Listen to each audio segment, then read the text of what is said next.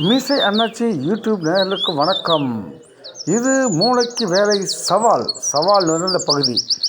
வாங்க பதில் சொல்கிறீங்களா பார்ப்போம். ஒரு ஊரில் ஒரு மாணவன், ஒரு பள்ளிக்கூடம் போகிற மாணவன், அவன் வழியே சென்று கொண்டிருந்தான். நிறைய பறவைகள் கூட்டமாக வானத்தில் பறந்து சென்றன.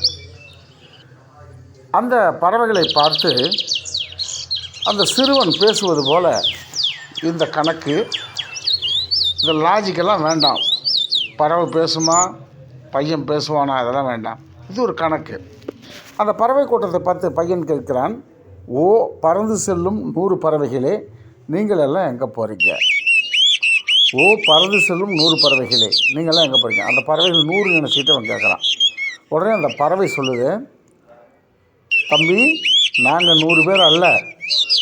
இப்போ நாங்கள் பறந்து போகிறோமே, நாங்கள் 100 பேர் அல்ல. நாங்களும் இப்போ நான் இருக்க ஒரு கூட்டமும் எங்களில் பாதியும், இதுபோல் உள்ளதில் பாதியும் உன்னையும் சேர்த்தால் 100 என்று அந்த பறவை கூறியது. நாங்கள் 100 பேர் அல்ல, நாங்களும் எங்களில் பாதியும் உன்னையும் சேர்த்தால் 100 என்று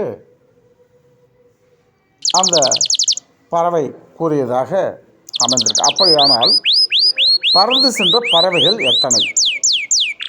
மீண்டும் கேள்வியை கவனிங்க. நாங்களும், இப்போ நாங்கள் பறந்து போகிறோமே, எங்களை பார்த்து 100 பேர் சொன்னீங்க.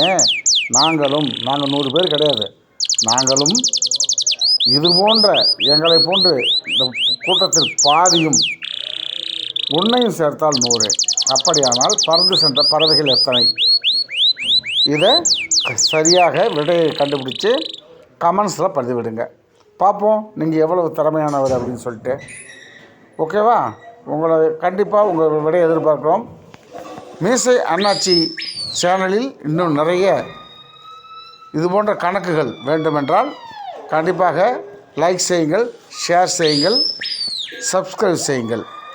உங்கள் விடைகளை எத்தனை பறவைகள் பறந்தன என்று கமெண்ட்ஸில் பதிவிடுங்கள். நன்றி, வணக்கம். மீண்டும் சந்திப்போம் புதிர் கணக்கோடு.